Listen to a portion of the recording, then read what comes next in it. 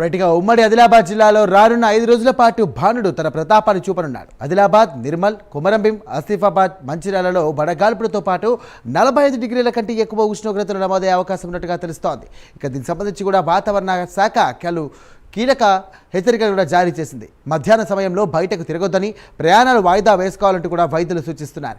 పట్టణాలు, గ్రామాలు, ట్రాఫిక్ కూడల వద్ద అవసరమైనటువంటి ప్రదేశాల్లో చలివేంద్రాలు ఏర్పాటు చేయాలంటూ కూడా కలెక్టర్లు అధికారులను ఆదేశించారు. దీనిపై మరింత సమాచారం మా ఉమ్మడి ఆదిలాబాద్ జిల్లా నుండి కరెస్పాండెంట్ చంద్రశేఖర్ అందిస్తారు. ఉమ్మడి ఆదిలాబాద్ జిల్లాలో బాణుడు బగబగలతోడైతే ప్రజలు అల్లాడిపోతున్నారని చెప్పవచ్చు. ఉదయం నుంచే ఎండ తీవ్రతతోటైతే ప్రజలు అల్లాడిపోతున్నారు. సాయంత్రం 6 గంటలు దాటినా కూడా ఎండ తీవ్రతతోటి ఉక్కపోతకు తోటైతే ప్రజలు ఇబ్బందులు పడుతున్నారు. ప్రస్తుతం మనం మంచిర్యాల జిల్లా కేంద్రంలో ఉన్నారు. అసలు ఇప్పటికే నిర్మానుష్యంగా ప్రాంతంగా తయారైపోయింది. అసలు బయటికి రావాలంటేనే ప్రజలు జంకుతున్న పరిస్థితి ఏర్పడుతుంది.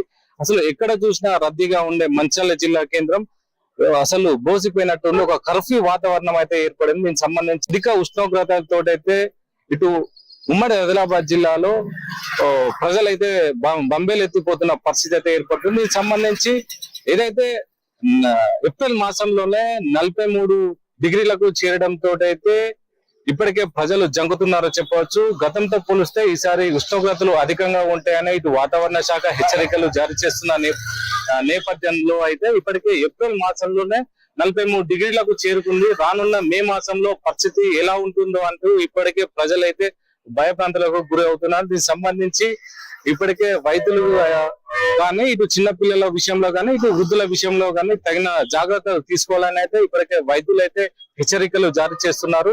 ఉదయం పూట పిల్లలు స్కూల్ కు వెళ్ళేది మళ్ళీ రావడానికి కూడా చాలా ఇబ్బందులు అయితే ఎదురవుతున్నాయి. దీనికి సంబంధించి అధిక ఉష్ణోగ్రతలతోటైతే ఉక్కపోత కారణంగా అయితే ముఖ్యంగా ఇటు స్కూల్ విద్యార్థులకైతే తీవ్ర ఆటంకం అయితే ఏర్పడుతుంది. అదేవిధంగా ఇటు ముఖ్యంగా ఇటు కొమరంభీం, ఆసిఫాబాద్ జిల్లా, అదేవిధంగా మంచిర్యాల జిల్లాలో ఇటు సింగరేణి ప్రాంతం, ఇటు కార్మిక ప్రాంతంతో అయితే ఇప్పటికే ఉపరితల గనులపై అయితే వేడితోటైతే 6% సగానికి పడిపోయింది అన్నట్టు ఇప్పటికే అధికారులు అయితే చెప్తున్నారు. ఏది ఏమైనా కూడా రానున్న రోజుల్లో అధిక వేడి వల్ల ఇప్పటికే ఇటు సింగరేణి ప్రాంతంలో 6% తగ్గుముఖం పట్టే అవకాశం ఉంది. దీనికి సంబంధించి ఇప్పటికే అధికారులు అన్ని ఏర్పాట్లు చేస్తున్నా కూడా రానున్న రోజుల్లో అయితే ఎండ తీవ్రత మరింత పెరిగే అవకాశం ఉంది. అదేవిధంగా ఇటు ఆదిలాబాద్, ఇటు నిర్మల్ జిల్లాలో ఇటు ముఖ్యంగా ఇటు ఏజెన్సీ ప్రాంతాలలో అయితే నీటి ఎద్దడితోటైతే ఇప్పటికే ప్రజలు అల్లాడిపోతున్నారు. అదేవిధంగా ఇటు ముఖ్యంగా ఉపాధి హామీకి సంబంధించిన కూలీల పరిస్థితి అయితే